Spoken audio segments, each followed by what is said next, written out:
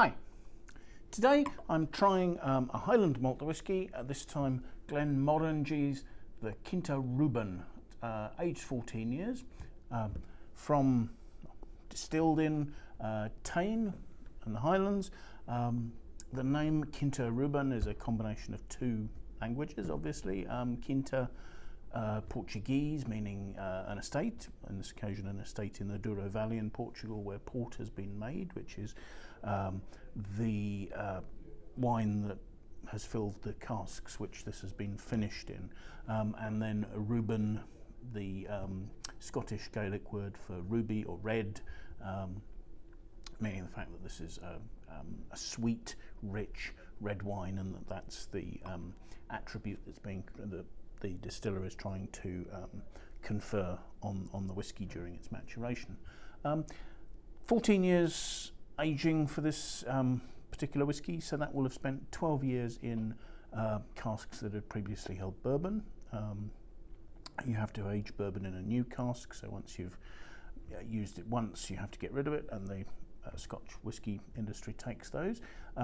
So the majority of its aging in 200 litre former bourbon casks made of white oak, and then, as I say, for the last 2 years the whisky's been finished in port pipes, which are larger casks. They tend to be somewhere in the region of 500 to 550 litres in size, although they can be slightly smaller, slightly larger.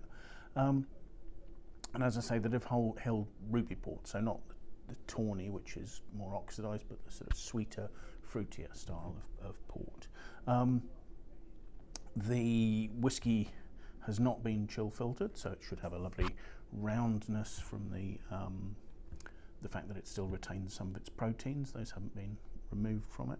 And also this particular bottling is at 46% alcohol, so that gives it a little more weight and richness. So I think what we're seeing here is this is a whiskey, that is meant to be lovely and rich and so quite full in its flavours. So let's see what we think of it there.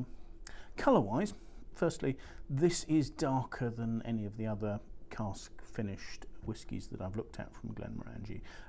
This is a sort of a pale gold, dark gold to pale tawny colour. Let's just, before I nose it there, just pop a tiny drop of water in there just to break up the surface there and release the aromas. Now this really is, it seems to be heading in the direction that's been set out for it, if that makes some sense. There's an almost red fruit note on the nose, as in sort of very ripe plum, heading more towards more developed prune, and I suppose actually sort of raisin and currant notes. There's also sort of a dustiness. Their promotional material refers to this as velvety textured.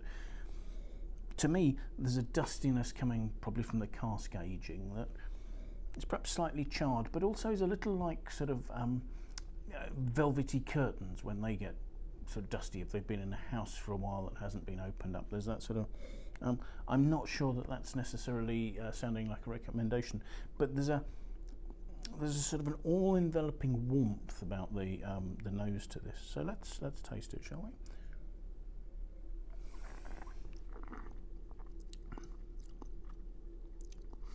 Gosh, although I've tried to roll it all the way around my mouth, the flavour sensation is largely coming on the tip of my tongue, and that's where I'm tasting the sort of the red fruit, the slightly plummy, more pruny, more raisin and currant notes, and they're actually quite rich.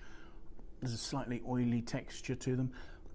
To the back palate, there is a tiny spiritiness. I know, given the fact this is 46% alcohol, you'd expect it to be relatively spirity, but the richness of the fruit is hiding that really quite well, just making it very mellow and smooth.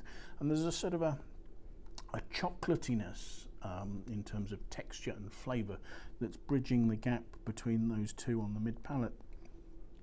And the flavours are lasting quite well.